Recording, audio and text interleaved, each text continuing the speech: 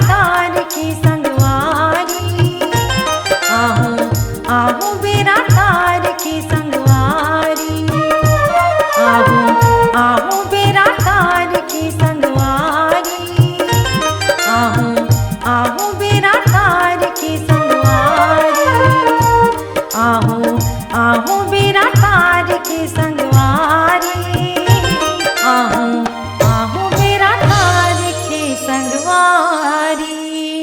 Multi track digital recording के लिए स्वर पाटन स्टूडियो, मोबाइल नंबर 6261339301।